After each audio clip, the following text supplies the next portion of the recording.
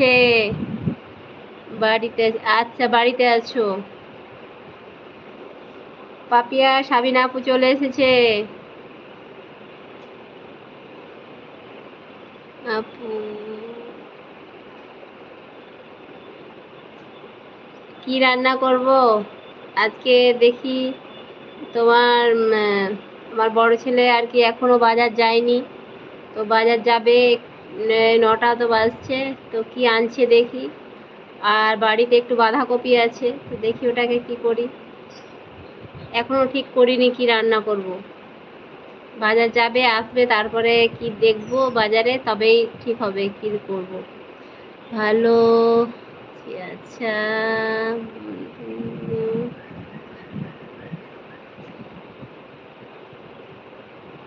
পাপিয়া সাবিনা আপু চলে এসেছে, লক্ষ্য করনি নাকি বুঝতে পারছো না?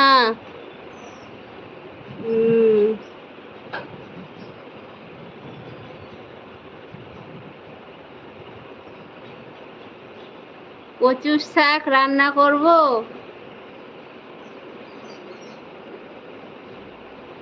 তো কচু শাক রান্না করতে পারবো আমি জানি না।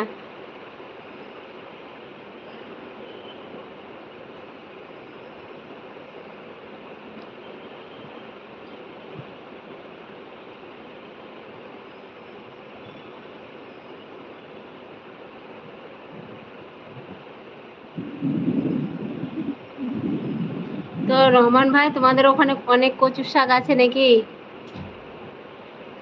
তো রহমান ভাই, আমাদের বাড়ি এলে না তাহলে?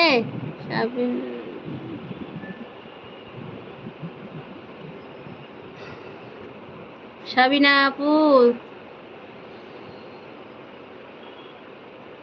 দুলা ভাইয়ের পা ঠিক হয়েছে না হয়নি এখনো?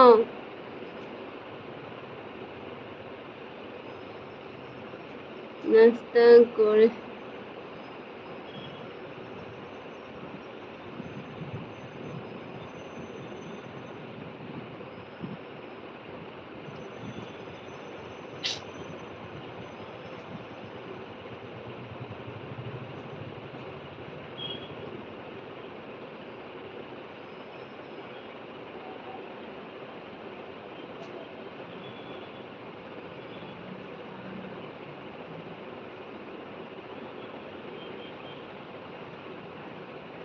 অনেক দূর থেকে নিয়ে আসতে হয়, আমাদের এখানেও পাওয়া যায় না ভাই।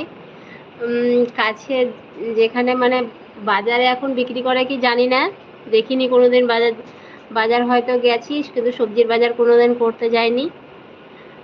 রাস্তার ধারে বসে, ওই ট্রেন মেনে স্টেশন যায় তখন দেখতে পাই দুই সাইডে, মানে যেটা দিয়ে ট্রেনে স্টেশন যায় ওই সাইড দিয়ে বাজার বসে, সবজি বাজার।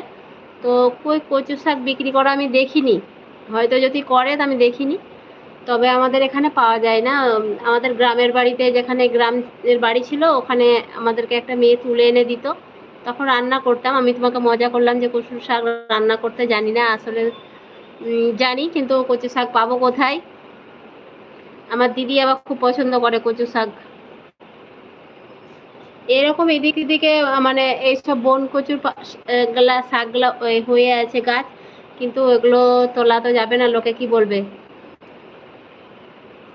আর আরেকটা কথা, এগুলো নোংরা পানিতে হয়ে আছে, তার জন্য তুলবো না, তুলি না, দেখিও না, ওই দিকে তাকায়ও না, খেতে পারা যাবে না, নোংরা পানি।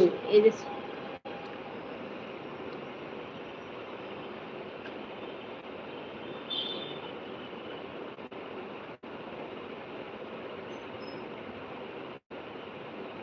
রেল, ওগুলো কে তুলতে যাবে ভাই? ওগুলো তুলে আনতে হবে, কে যাবে? আমরা যাই না ভাই তুলতে। আমাদের গ্রামের বাড়িতে একটা মেয়ে তুলে এনে দিত, রান্না করতাম। এখন যেখানে আছি সেখানে এসবগুলো খেতে পাই না।